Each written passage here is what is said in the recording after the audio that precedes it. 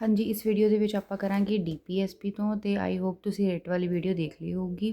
ਠੀਕ ਹੈ, ਤੇ ਹੁਣ ਅੱਗੇ ਆਪਾਂ ਪੜਾਂਗੇ DPSP। ਠੀਕ ਹੈ, ਜੋ ਕਿ ਹੈ directive principal of state policy. ਠੀਕ ਹੈ, ਤੇ ਇਹ ਪਾਰਟ 4 ਹੈ। ਠੀਕ ਹੈ, ਪਹਿਲੇ ਅਸੀਂ 1 2 3 ਪਾਰਟ ਦੇਖ ਚੁੱਕੇ ਹਾਂ ਪਿਛਲੀ ਵੀਡੀਓਜ਼ ਦੇ ਵਿੱਚ, ਤੁਸੀਂ ਦੇਖ ਲਿਓ। ਠੀਕ ਹੈ, ਉਸ ਤੋਂ ਬਾਅਦ ਜਿਹੜਾ DPSP ਹੈ ਉਹ ਅਸੀਂ ਆਇਰਲੈਂਡ ਤੋਂ ਬੋਰੋ ਕੀਤਾ। ਠੀਕ ਹੈ, ਔਰ ਕਰਾਚੀ ਰੈਜ਼ੋਲੂਸ਼ਨ ਹੋਇਆ ਸੀਗਾ, ਇਹ ਆਪਾਂ ਯਾਦ ਰੱਖਣਾ। Noble feature resemble the instrument of instruction as contained in Government of India Act 1935। ਤਾਂ BR ਅੰਬੇਦਕਰ ਜੀ ਨੇ ਬੋਲਿਆ ਸੀ ਕਿ ਵੀ ਇਹ ਬੜੇ ਹੀ ਨੋਵਲ ਫੀਚਰਸ ਨੇ ਅਤੇ ਉਹ ਰਿਜ਼ੈਂਬਲ ਕਰਦੇ ਨੇ ਜੋ ਕਿ ਇੰਸਟਰਕਸ਼ਨ ਸੀਗੇ ਗਵਰਨਮੈਂਟ ਆਫ ਇੰਡੀਆ ਐਕਟ 1935 ਦੇ ਵਿੱਚ। ਠੀਕ ਹੈ, manifesto AIIMS and aspiration KC wear ਨੇ ਬੋਲਿਆ ਸੀ, ਜਿਨ੍ਹਾਂ ਨੇ ਪਹਿਲਾਂ ਹੀ ਕੁਆਸੀ ਫੈਡਰਲ ਵੀ ਬੋਲਿਆ ਸੀਗਾ ਇੰਡੀਅਨ ਕੌਨਸਟੀਟਿਊਸ਼ਨ ਨੂੰ, ਆਪਾਂ ਪਿਛਲੀ ਵੀਡੀਓ 'ਚ ਦੇਖਿਆ ਹੋਇਆ। ਅਤੇ ਫਿਰ ਆ ਜਾਂਦਾ ਆਪਣਾ ਇਹ ਅੱਗੇ ਬੋਲਿਆ ਸੀ principle which would further the goal of social exclusion ਬੋਲਿਆ ਸੀ ਗ੍ਰੇਨਵਿਲ ਆਸਟਨ ਨੇ। ਔਰ cheque payable by the bank at its own risk ਬੋਲਿਆ ਸੀ KT ਸ਼ਾਹ ਨੇ। ਅਤੇ ਇਹ ਸਟੇਟਮੈਂਟ ਸਮਝਣ ਲਈ ਸਾਨੂੰ ਸਮਝਣਾ ਪਏਗਾ ਕਿ DPSP ਹੁੰਦਾ ਕੀ ਹੈ। ਠੀਕ ਹੈ, ਕਿ ਕੀ ਚੈੱਕ ਪੇ ਕਿੱਦਾਂ, ਕੀ ਸੋਸ਼ਲ ਐਕਸਕਲੂਜਨ, ਕੀ ਸਭ ਚੀਜ਼ਾਂ। ਤਾਂ ਇਹ DPSP ਸਾਡਾ ਸ਼ੁਰੂ ਹੁੰਦਾ ਹੈ 36 ਤੋਂ ਲੈ ਕੇ 51 ਤੱਕ। ਤਾਂ 36 ਦੇ ਵਿੱਚ ਕੀ ਹੈ, ਡੈਫੀਨੇਸ਼ਨ ਆਫ ਸਟੇਟ। ਠੀਕ ਹੈ, ਮਤਲਬ ਜਦੋਂ ਕੋਈ ਵੀ ਪਾਰਟ ਸ਼ੁਰੂ ਹੁੰਦਾ ਤਾਂ ਜਿਹੜਾ ਉਹਦਾ ਪਹਿਲਾ ਆਰਟੀਕਲ ਹੁੰਦਾ, ਜਿਵੇਂ 4th ਪਾਰਟ ਹੈ ਉਹਦਾ ਪਹਿਲਾ ਆਰਟੀਕਲ ਜਿਵੇਂ 36 ਹੈ, ਤਾਂ ਉਹਦੇ ਵਿੱਚ ਹਮੇਸ਼ਾ ਡੈਫੀਨੇਸ਼ਨ ਆਫ ਸਟੇਟ ਹੀ ਹੁੰਦੀ ਹੈ। ਤਾਂ 37 ਦੇ ਵਿੱਚ ਕੀ ਹੈ, application of principle contained in this part can not be enforced by any court. ਕਿ ਜਿਹੜੇ ਵੀ ਇਹਦੇ ਵਿੱਚ ਜੋ ਵੀ ਇਹਦੇ ਵਿੱਚ ਪ੍ਰਿੰਸੀਪਲਸ ਦੇ ਰੱਖੇ ਨੇ, ਠੀਕ ਹੈ, ਤਾਂ ਆਪਾਂ ਇਹ ਨਹੀਂ ਕਹਿ ਸਕਦੇ ਕੋਰਟ ਨੂੰ ਜਾ ਕੇ ਕਿ ਸਾਡੀ ਇਹ ਚੀਜ਼ਾਂ ਫੁੱਲਫਿਲ ਨਹੀਂ ਹੋਈਆਂ, ਤੁਸੀਂ ਦੇਖੋ। ਤਾਂ ਠੀਕ ਹੈ, ਤਾਂ ਬਸ ਇਹ ਇੱਕਣ ਹੀ ਹੈ, ਇਹਦਾ ਮਤਲਬ ਹੀ ਇਹੀ ਗੱਲ ਹੋ ਗਈ ਜੋ ਇਹਨਾਂ ਨੇ ਕਿਹਾ ਸੀ, check payable bye the bank at its on. ਠੀਕ ਹੈ, ਅਤੇ ਉਸ ਤੋਂ ਬਾਅਦ ਆ ਜਾਂਦਾ ਹੈ 38 state to secure a social order for the promotion of welfare of people. ਠੀਕ ਹੈ, ਤਾਂ ਮਤਲਬ 38 ਦੇ ਵਿੱਚ ਕੀ ਆਉਂਦੀ ਹੈ, ਵੈਲਫੇਅਰ ਆਫ ਪੀਪਲ। ਤਾਂ DPSP ਦਾ ਕੰਮ ਹੀ ਇਹੀ ਹੈ ਕਿ ਲੋਕਾਂ ਦੀ ਭਲਾਈ ਵਾਸਤੇ ਜੋ ਵੀ ਆਰਟੀਕਲਸ ਨੇ ਉਹ ਸਾਰੇ ਇਹੀ ਨੇ। ਤਾਂ ਮਤਲਬ ਹੁਣ ਭਲਾਈ ਕਰਨੀ ਹੈ ਕਿ ਨਹੀਂ, ਤਾਂ ਫਿਰ ਉਹੀ ਗੱਲ ਹੋ ਜਾਂਦੀ ਹੈ, ਇਹ ਸਭ ਚੀਜ਼ਾਂ। ਠੀਕ ਹੈ, ਅਤੇ 39 ਦੇ ਵਿੱਚ ਕੀ ਹੈ, certain principle of policy to be followed by the state. ਤਾਂ ਮਤਲਬ ਕੁਛ ਪ੍ਰਿੰਸੀਪਲਸ ਨੇ, ਕੁਛ ਪੋਲਿਸੀਜ਼ ਨੇ ਜੋ ਕਿ ਸਟੇਟ ਨੂੰ ਫੋਲੋ ਕਰਨੀਆਂ ਹਨ, 39 ਦੇ ਵਿੱਚ ਹੈ। ਠੀਕ ਹੈ, ਤਾਂ ਉਹਦੇ ਵਿੱਚ ਕੀ ਆ ਸਬ ਪਾਰਟਸ ਆ ਜਾਂਦੇ ਨੇ। ਠੀਕ ਹੈ, ਇਹ ਸਬ ਪਾਰਟਸ ਆਪਣੇ ਆ ਜਾਂਦੇ ਹਨ F ਤੱਕ। 6 ਸਬ ਪਾਰਟਸ ਨੇ। ਪਹਿਲਾ ਹੈ adequate means of livelihood for all citizen. ਠੀਕ ਹੈ, ਮਤਲਬ ਕਿ ਉਹਨਾਂ ਨੂੰ ਲਾਈਵਲੀਹੁੱਡ ਜੋ ਵੀ ਹੈ, ਉਹਨਾਂ ਦਾ ਰਹਿਣ ਲਈ ਜੋ ਵੀ ਚੀਜ਼ਾਂ ਚਾਹੀਦੀਆਂ ਉਹ ਸਭ ਹੋ ਗਈਆਂ। ਫਿਰ B ਹੈ ਇਕੁਇਟੇਬਲ ਡਿਸਟਰੀਬਿਊਸ਼ਨ ਆਫ ਮਟੀਰੀਅਲ ਰਿਸੋਰਸਿਸ। ਅਤੇ ਮਤਲਬ ਜੋ ਵੀ ਮਟੀਰੀਅਲ ਰਿਸੋਰਸਿਸ ਨੇ ਉਹਦੀ ਇਕੁਅਲ ਤੁਸੀਂ ਡਿਸਟਰੀਬਿਊਸ਼ਨ ਕਰਨੀ ਹੈ। Prevention of concentration of wealth and means of production. ਠੀਕ ਹੈ, ਤਾਂ ਜਿਹੜਾ ਵੀ ਮਤਲਬ ਇੱਕ ਥਾਂ 'ਤੇ ਜਿਹੜਾ ਧਨ ਇਕੱਠਾ ਨਾ ਹੋ ਜਾਵੇ, ਠੀਕ ਹੈ, ਉਹ ਸਾਰਾ ਹਰ ਪਾਸੇ ਜਿਹੜੀ ਵੈਲਥ ਹੈ ਡਿਸਟਰੀਬਿਊਟ ਕਰਨੀ ਅਕੋਰਡਿੰਗਲੀ ਉਹ ਹੋ ਜਾਂਦਾ। ਔਰ D ਦੇ ਵਿੱਚ ਕੀ ਹੈ, equal pay for equal work for man and woman. ਠੀਕ ਹੈ, ਦੋਨਾਂ ਵਾਸਤੇ ਮੈਨ ਵੂਮਨ ਲਈ ਇਕੁਅਲ ਵਰਕ ਲਈ ਹੈ, ਅਗਰ ਕੰਮ ਇੱਕੋ ਜਿਹਾ ਤਾਂ ਉਹਨਾਂ ਨੂੰ ਪੈਸੇ ਵੀ ਇੱਕੋ ਜਿਹੇ ਹੀ ਮਿਲਣੇ ਚਾਹੀਦੇ ਨੇ। ਅਤੇ ਫਿਰ ਉਸ ਤੋਂ ਬਾਅਦ E ਦੇ ਵਿੱਚ ਆ ਗਿਆ prevention of health and strength of worker and child against forcible abuse. ਦਾ ਮਤਲਬ ਉਹਨਾਂ ਦੀ ਹੈਲਥ ਦਾ ਧਿਆਨ ਰੱਖਣਾ ਅਤੇ ਕੋਈ ਫੋਰਸ ਕੰਮ ਨਹੀਂ ਕਰਵਾਉਣਾ ਬੱਚਿਆਂ ਤੋਂ। ਅਤੇ F ਦੇ ਵਿੱਚ ਕੀ ਆ ਗਿਆ, ਓਪਰਚੁਨਿਟੀਜ਼ ਫॉर ਹੈਲਥ। ਮਤਲਬ ਚਿਲਡਰਨਸ ਨੂੰ ਜਿਹੜੀ ਹੈ ਫੈਸਿਲਿਟੀਜ਼ ਦੇਣੀਆਂ ਚਾਹੀਦੀਆਂ ਨੇ ਹੈਲਥ ਦੇ ਰਿਲੇਟਿਡ। ਤਾਂ ਇਹ ਲਾਈਨ ਵਾਈਜ਼ ਅਸੀਂ ਯਾਦ ਕਰਨਾ ਹੁੰਦਾ ਅਤੇ ਇਹਨੂੰ ਯਾਦ ਕਰਨ ਦੀ ਟ੍ਰਿਕ ਹੁੰਦੀ ਹੈ LDC PHC। ਠੀਕ ਹੈ, L means livelihood, D for distribution, C for concentration, P for pay. ਠੀਕ ਹੈ, C for concentration, P for pay. ਔਰ ਉਸ ਤੋਂ ਬਾਅਦ ਆ ਜਾਂਦਾ H ਫॉर ਹੈਲਥ ਵਾਸਤੇ, ਔਰ C ਫॉर ਕੀ ਆ ਜਾਂਦਾ ਸਾਡਾ, ਚਿਲਡਰਨਸ ਨੂੰ ਓਪਰਚੁਨਿਟੀਜ਼ ਦੇਣਾ, ਫੈਸਿਲਿਟੀਜ਼ ਵਗੈਰਾ ਉਹ ਸਭ ਚੀਜ਼ਾਂ। ਤਾਂ ਇਹ ਇੰਪੋਰਟੈਂਟ ਹੈਗਾ ਸਾਡਾ। ਠੀਕ ਹੈ, ਆਰਟੀਕਲ ਕਿਹੜਾ ਆਰਟੀਕਲ ਸੀ, ਆਰਟੀਕਲ 39 ਸੀਗਾ। ਬਟ ਹੁਣ ਆਰਟੀਕਲ 39A ਵੀ ਹੈ ਅੱਗੇ। ਠੀਕ ਹੈ, equal justice and free legal aid. ਠੀਕ ਹੈ, ਐਡਡ ਬਾਈ 42nd ਅਮੈਂਡਮੈਂਟ ਐਕਟ 1976। ਠੀਕ ਹੈ, ਇਹ ਐਕਟ ਦੇ ਨਾਲ ਇਹ ਐਡ ਹੋਇਆ। ਵੈਸੇ ਹਮੇਸ਼ਾ ਆਰਟੀਕਲ ਹਮੇਸ਼ਾ ਹੁੰਦੇ ਨੇ ਜਿਵੇਂ 1 2 3 4 5 ਇੱਦਾਂ ਕਰਕੇ, ਆ ਸਬ ਪਾਰਟਸ ਹੁੰਦੇ ਨੇ ਜਿਵੇਂ ਆਹ ਸਬ ਪਾਰਟ ਸੀ। ਲੇਕਿਨ ਅਗਰ ਕੋਈ ਬ੍ਰੈਕਟ 'ਚ ਭਰ ਕੇ ਐਵੇਂ ਆਉਂਦਾ ਤਾਂ ਮਤਲਬ ਕਿਸੇ ਨਾ ਕਿਸੇ ਅਮੈਂਡਮੈਂਟ ਦੇ ਨਾਲ ਐਡ ਕੀਤਾ ਹੁੰਦਾ। ਤਾਂ ਇਹ ਆਰਟੀਕਲ 42nd ਅਮੈਂਡਮੈਂਟ ਦੇ ਨਾਲ ਐਡ ਹੋਇਆ। 40 ਦੇ ਵਿੱਚ ਕੀ ਹੈ, ਆਰਗੇਨਾਈਜੇਸ਼ਨ ਆਫ ਵਿਲੇਜ ਪੰਚਾਇਤ, ਮਤਲਬ ਵਿਲੇਜ ਦੀ ਪੰਚਾਇਤ ਦੀ ਆਰਗੇਨਾਈਜੇਸ਼ਨ ਕਰਨੀ ਹੈ ਕਿ ਪੰਚਾਇਤ ਕਿੱਦਾਂ ਕੰਮ ਕਰੂਗੀ ਸਾਰਾ ਕੁਝ, to enable them to function as a unit of self government. ਠੀਕ ਹੈ, ਤੇ ਉਹ ਇੱਕ ਆਪਣੇ ਤਰ੍ਹਾਂ ਨਾਲ ਪੰਚਾਇਤ ਪਿੰਡ ਦੇ ਵਿੱਚ ਜੋ ਵੀ ਇੱਕ ਸੈਲਫ ਗਵਰਨਮੈਂਟ ਟਾਈਪ ਚੱਲ ਰਿਹਾ ਹੁੰਦਾ ਉਹ ਸਭ ਚੀਜ਼ਾਂ। ਤੇ 73rd ਕਨਸਟੀਟਿਊਸ਼ਨਲ ਅਮੈਂਡਮੈਂਟ 1992 ਦੇ ਵਿੱਚ ਇਹ ਐਡ ਕੀਤਾ ਸੀ। ਤੇ 3 ਟਾਇਰ ਪੰਚਾਇਤ ਸਿਸਟਮ ਹੁੰਦਾ, ਆਪਾਂ ਨੂੰ ਪਤਾ ਹੀ ਹੈ ਨਾ। ਤੇ ਆਰਟੀਕਲ 41 ਦੇ ਵਿੱਚ ਕੀ ਹੈ, right to work to education and to public assistance in certain area. ਤਾਂ ਮਤਲਬ ਕੰਮ ਕਰਨ ਵਾਸਤੇ ਜਾਂ ਐਜੂਕੇਸ਼ਨ ਵਾਸਤੇ ਜੋ ਵੀ ਹੈ ਇਹ ਸਾਰੀਆਂ ਚੀਜ਼ਾਂ ਹੋਣੀਆਂ ਚਾਹੀਦੀਆਂ ਨੇ। ਤਾਂ DPSP ਦਾ ਮਤਲਬ ਵੈਲਫੇਅਰ ਵਾਸਤੇ ਹੀ ਹੁੰਦਾ। ਤੇ 42 ਦੇ ਵਿੱਚ ਕੀ ਹੈ, provision for just and humane condition of work of maternity relief, ਮਤਲਬ ਕਿ ਪੂਰਾ ਸਹੀ ਜੋ ਵੀ ਹੈ ਹਿਊਮੇਨ ਕੰਡੀਸ਼ਨਸ ਹੋਣੀਆਂ ਚਾਹੀਦੀਆਂ ਨੇ, ਕੁਛ ਮਤਲਬ ਹਾਰਸ਼ ਕੰਡੀਸ਼ਨਸ ਨਹੀਂ ਹੋਣਾ ਚਾਹੀਦੀਆਂ, ਔਰ ਮੈਟਰਨਿਟੀ ਰਿਲੀਫ ਦਾ ਵੀ ਹੋਣਾ ਚਾਹੀਦਾ ਪ੍ਰਬੰਧ।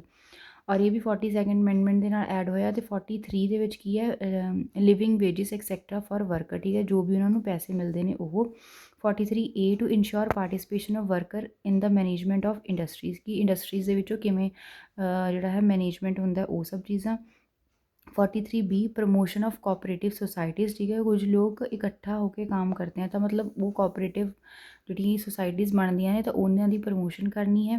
ਤੇ 97 ਕਨਸਟੀਟਿਊਸ਼ਨਲ ਅਮੈਂਡਮੈਂਟ 2011 ਦੇ ਵਿੱਚ ਹੈ। ਆਰਟੀਕਲ 44 ਹੈ, uniform civil code for all citizens. ਠੀਕ ਹੈ, ਇੱਕੋ ਜਿਹਾ ਹੀ ਕਾਨੂੰਨ ਹੋਵੇ ਸਭ ਦੇ ਲਈ। The state shall endeavour to secure for citizen a uniform civil code throughout the territory of India. ਠੀਕ ਹੈ, ਸਾਰੇ ਪਾਸੇ ਸੇਮ ਹੀ ਹੋਣਾ ਚਾਹੀਦਾ ਹੈ। 45 ਦੇ ਵਿੱਚ ਕੀ ਹੈ, provision for early childhood care and education to the children below the age of 6 year, ਮਤਲਬ ਜਿਹੜੇ 6 ਸਾਲ ਤੋਂ ਘੱਟ ਬੱਚੇ ਨੇ ਉਹਨਾਂ ਦਾ ਤੁਸੀਂ ਧਿਆਨ ਰੱਖਣਾ। 46 ਦੇ ਵਿੱਚ ਆ ਗਿਆ ਪ੍ਰਮੋਸ਼ਨ ਆਫ ਐਜੂਕੇਸ਼ਨ ਐਂਡ ਇਕੋਨਮਿਕ। ਠੀਕ ਹੈ, ਤਾਂ ਉਹਨਾਂ ਦੀ ਐਜੂਕੇਸ਼ਨ ਦਾ ਵੀ ਤੁਸੀਂ ਧਿਆਨ ਰੱਖਣਾ ਹੈ। 47 ਦੇ ਵਿੱਚ ਕੀ ਹੈ, duty of state to raise the level of nutrition and standard of living and to improve public health. ਠੀਕ ਹੈ, ਤਾਂ ਉਹ ਤੁਸੀਂ ਨਿਊਟ੍ਰੀਸ਼ਨ ਦਾ ਧਿਆਨ ਰੱਖਣਾ ਤੇ ਜੋ ਵੀ ਸਟੈਂਡਰਡ ਨੇ ਲਿਵਿੰਗ ਦੀ ਪਬਲਿਕ ਹੈਲਥ ਨੂੰ ਇੰਪਰੂਵ ਕਰਨਾ ਉਹ ਸਭ। 48 ਦੇ ਵਿੱਚ ਕੀ ਹੁੰਦਾ, ਆਰਗੇਨਾਈਜੇਸ਼ਨ ਆਫ ਐਗਰੀਕਲਚਰ ਔਰ ਐਨੀਮਲ ਹਸਬੈਂਡਰੀ। ਠੀਕ ਹੈ, 48 ਦੇ ਵਿੱਚ ਵੀ ਐਨੀਮਲ ਹਸਬੈਂਡਰੀ ਦੀ ਹੀ ਗੱਲ ਹੁੰਦੀ ਹੈ। ਫਿਰ 49 ਦੇ ਵਿੱਚ ਕੀ ਆ ਜਾਂਦਾ ਕਿ ਮੋਨੂਮੈਂਟਸ ਐਂਡ ਤੇ ਜੋ ਵੀ ਨੈਸ਼ਨਲ ਇੰਪੋਰਟੈਂਸ ਵਾਲੇ ਮੋਨੂਮੈਂਟਸ ਨੇ ਦੇਸ਼ ਦੇ ਵਿੱਚ ਉਹਨਾਂ ਦਾ ਤੁਸੀਂ ਧਿਆਨ ਰੱਖਣਾ, ਪ੍ਰੋਟੈਕਸ਼ਨ ਕਰਨੀ ਹੈ। 50 ਦੇ ਵਿੱਚ ਕੀ ਹੈ, separation of judiciary from executive. ਠੀਕ ਹੈ, ਜੁਡੀਸ਼ਰੀ ਔਰ ਐਗਜ਼ੀਕਿਊਟਿਵ ਦੋਨੋਂ ਅਲੱਗ-ਅਲੱਗ ਹੋਣੇ ਚਾਹੀਦੇ ਨੇ। ਤੇ 51 ਦੇ ਵਿੱਚ ਕੀ ਹੈ, promotion of international piece and security. ਇਹ ਫਿਰ ਉਸ ਤੋਂ ਬਾਅਦ ਆਉਂਦਾ ਹੈ ਕਲਾਸੀਫਿਕੇਸ਼ਨ ਆਫ DPSP। ਠੀਕ ਹੈ, ਉਹ ਵੈਸੇ ਕੁਝ ਐਸੇ ਕਨਸਟੀਟਿਊਸ਼ਨ ਦੇ ਵਿੱਚ ਕਲਾਸੀਫਿਕੇਸ਼ਨ ਨਹੀਂ, ਬਟ ਅਸੀਂ ਆਪਣੇ ਸਮਝਣ ਵਾਸਤੇ ਤੇ ਵਧੀਆ ਤਰੀਕੇ ਨਾਲ ਅਪਲਾਈ ਕਰਨ ਵਾਸਤੇ ਇਹ 3 ਭਾਗਾਂ ਦੇ ਵਿੱਚ ਡਿਵਾਈਡ ਕੀਤੀ ਹੈ। ਸੋਸ਼ੀਓ ਇਕਨੋਮਿਕ ਪ੍ਰਿੰਸੀਪਲਸ, ਗਾਂਧੀਅਨ ਪ੍ਰਿੰਸੀਪਲ ਔਰ ਲਿਬਰਲ ਪ੍ਰਿੰਸੀਪਲਸ। ਠੀਕ ਹੈ, ਜੋ ਵੀ ਭਲਾਈ ਵਗੈਰਾ ਵਾਲੇ ਹੋਣਗੇ, ਠੀਕ ਹੈ, ਗਾਂਧੀਅਨ ਦੇ ਵਿੱਚ ਆ ਜਾਣਗੇ ਉਹ ਸਭ ਚੀਜ਼ਾਂ।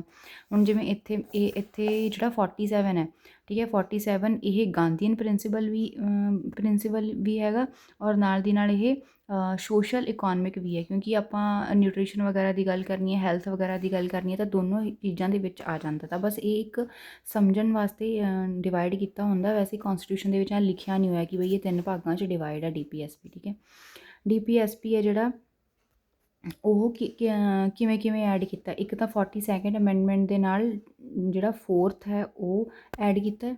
ਸੌਰੀ 4 ਨਹੀਂ, ਮਤਲਬ 42nd ਅਮੈਂਡਮੈਂਟ ਦੇ ਨਾਲ 4 ਮਤਲਬ DPSPਆਂ ਐਡ ਹੋਈਆਂ ਨੇ। ਕਿਹੜੀਆਂ, ਇੱਕ 39F ਹੋਇਆ ਚਿਲਡਰਨ ਵਾਲਾ ਜਿਹੜਾ ਆਪਾਂ ਧਿਆਨ ਰੱਖਣਾ ਸੀ ਉਹ, ਤੇ 39A ਪੂਅਰ ਵਾਲਾ, ਔਰ 43A participation of worker in the management of industry, ਔਰ 48 ਵਾਲਾ ਟੂ ਪ੍ਰੋਟੈਕਟ ਇਨਵਾਇਰਮੈਂਟ।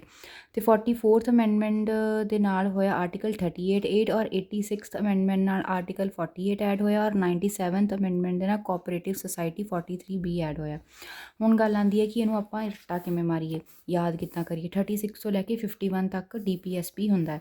ਤਾਂ ਸਭ ਤੋਂ ਪਹਿਲਾਂ ਸ਼ੁਰੂ ਹੁੰਦਾ 36 ਤੋਂ, ਜਿਹਦੇ ਵਿੱਚ ਡੈਫੀਨੇਸ਼ਨ ਹੁੰਦੀ ਹੈ। ਤਾਂ ਮੈਂ ਤੁਹਾਨੂੰ ਦੱਸਿਆ ਹੀ ਸੀਗਾ ਕਿ ਜਦੋਂ ਕੋਈ ਵੀ ਪਾਰਟ ਸ਼ੁਰੂ ਹੁੰਦਾ ਤਾਂ ਪਹਿਲਾ ਆਰਟੀਕਲ ਡੈਫੀਨੇਸ਼ਨ ਦੀ ਗੱਲ ਕਰਦਾ, ਅਤੇ 37 ਕੁਝ ਖਾਸ ਇੰਪੋਰਟੈਂਟ ਨਹੀਂ ਹੈ। ਫਿਰ ਉਸ ਤੋਂ ਬਾਅਦ ਆ ਜਾਂਦਾ ਹੈ 38 ਦੇ ਵਿੱਚ ਕੀ ਸੀ, ਵੈਲਫੇਅਰ ਦੀ ਗੱਲ। ਤਾਂ ਮਤਲਬ ਸਿੱਧਾ ਹੀ 38 ਤੋਂ ਵੈਲਫੇਅਰ ਦੀ ਗੱਲ ਕਰਨੀ ਹੈ।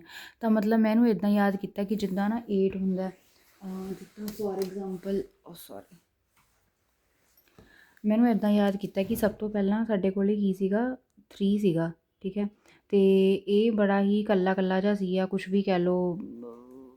ਠੀਕ ਹੈ, ਅਤੇ ਫਿਰ ਉਸ ਤੋਂ ਬਾਅਦ ਉਹਦੇ ਨਾਲ 8 ਹੋ ਗਿਆ। ਤਾਂ ਇਹ ਮਤਲਬ ਇਹਦੇ ਬਰਾਬਰ ਜੇ ਵਰਗਾ ਲੱਗਦਾ, ਇਹਦਾ ਹਾਫ ਜਿਹਾ ਹੀ ਲੱਗਦਾ ਇੱਕ ਤਰ੍ਹਾਂ ਨਾਲ, ਹੈ ਨਾ। ਤਾਂ ਮਤਲਬ ਸੋਸ਼ਲ ਆਰਡਰ ਬਣਾ ਕੇ ਰੱਖਣਾ ਕਿ ਵੈਲਫੇਅਰ ਕਰਨਾ ਸਭ ਦਾ, ਉਹ ਬਸ ਇੱਦਾਂ ਯਾਦ ਕਰਨ ਲਈ। Certain principle of policies to be followed by state, ਤਾਂ ਕੁਛ ਉਹਨਾਂ ਨੂੰ ਪ੍ਰਿੰਸੀਪਲ ਫੋਲੋ ਕਰਨੇ ਆ, ਅਤੇ ਉਹ 39 ਆਰਟੀਕਲ ਅਸੀਂ ਵੈਸੇ ਹੀ ਯਾਦ ਰੱਖਣਾ ਕਿਉਂਕਿ ਉਹਦੇ ਅੱਗੇ ਸਬ ਪਾਰਟ ਸੀਗੇ, ਠੀਕ ਹੈ। ਇਹ ਹੋ ਗਿਆ। ਫਿਰ ਉਸ ਤੋਂ ਬਾਅਦ ਅਸੀਂ ਯਾਦ ਰੱਖਣਾ ਹੈ 40, ਠੀਕ ਹੈ। 40 ਦੇ ਵਿੱਚ ਕੀ ਹੈ ਕਿ ਇੱਕ 40 ਇੱਕ ਪਿੰਡ ਦਾ ਨਾਮ ਸੀ 40, ਠੀਕ ਹੈ। ਅਤੇ ਉੱਥੇ ਬਸ ਪਿੰਡ ਦਾ ਨਾਮ ਹੀ 40 ਹੈ, ਅਤੇ ਉੱਥੇ ਪੰਚਾਇਤ ਹੋਇਆ ਕਰਦੀ ਸੀਗੀ, ਠੀਕ ਹੈ। ਯਾਦ ਕਰਨ ਵਾਸਤੇ ਉੱਥੇ ਪੰਚਾਇਤ ਹੋਇਆ ਕਰਦੀ ਸੀਗੀ, ਠੀਕ ਹੈ। ਅਤੇ ਉਹ ਸਭ ਨੂੰ